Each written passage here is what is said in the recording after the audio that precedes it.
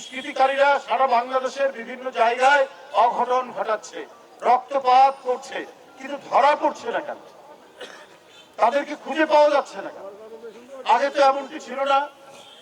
অপরাধ করার পর কয়েকদিনের মধ্যেই তাদেরকে খুঁজে পাওয়া যেত, ধরা যেত। একদিন না হোক, 2 দিন না হোক, 1 মাস না হোক, কিন্তু ধরা পড়েছেই তারা। আমার বিশ্বাস এরা ধরা পড়বেই। তবে আমি পুলিশ প্রশাসনকে বলবো আরো তৎপর হোক, না হলে আপনাদের প্রতি মানুষের সন্দেহ জাগবে।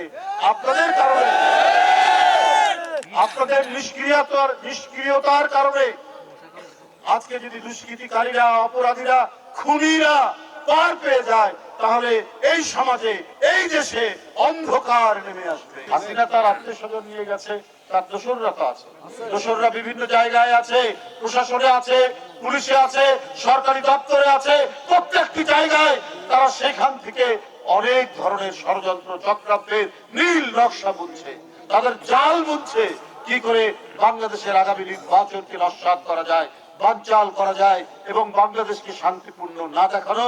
আন্তর্জাতিক ভাবে বাংলাদেশ আর চলতে পারছে না, মুখ থুবড়ে পড়ছে, এটাই হচ্ছে দেখানো তাদের মূল উদ্দেশ্য এবং সেইভাবেই তারা কাজ করছে।